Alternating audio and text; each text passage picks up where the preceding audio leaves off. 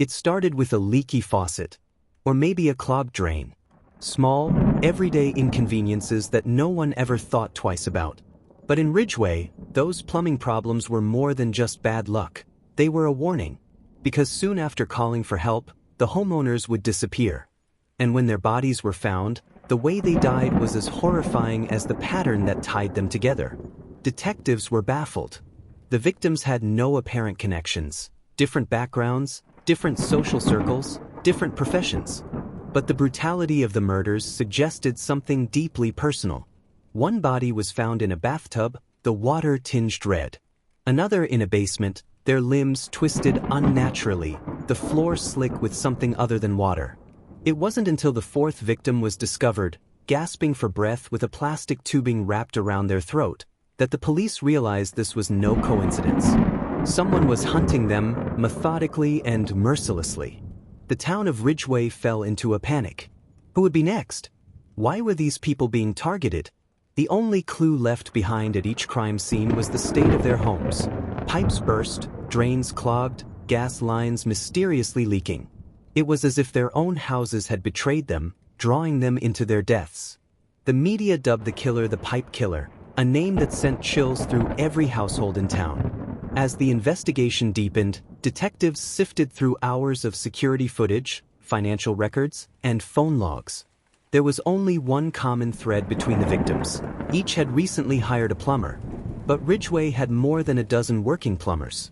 The list of suspects was too broad, and the killer too careful. Then came the break in the case. An elderly woman named Margaret Dunn survived an attack. She had called for help when her basement flooded in the middle of the night, and within hours, a man had arrived to fix it. But something felt off. The way he lingered, the way his gaze lingered just a second too long. When she turned to fetch him a drink, she caught a glimpse of his reflection in the window. His eyes, cold, familiar. And then she remembered. Years ago, she had seen those same eyes in a courtroom, filled with rage and devastation. The trial of Jacob Graves had been a harrowing one. But Margaret never forgot the younger brother sitting silently in the back row, watching every juror with burning intensity. The police moved quickly, tracing back every service call, every house visit. The truth unraveled in horrifying detail.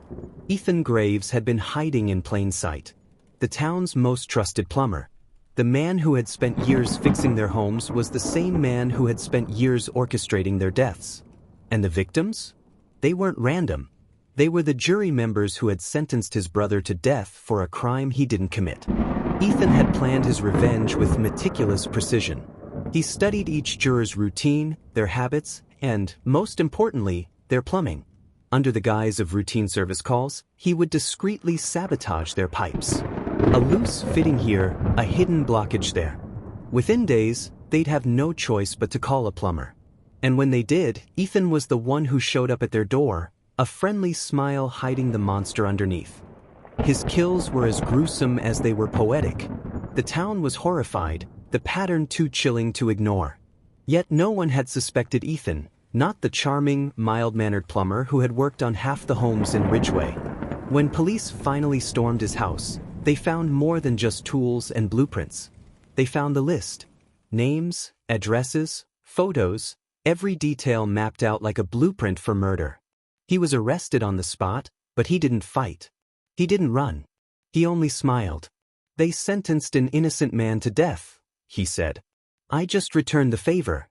The town of Ridgeway would never forget the horrors inflicted by the Pipe Killer. But the biggest question remained, was Ethan a cold-blooded monster? Or was he simply delivering justice in the only way he knew how?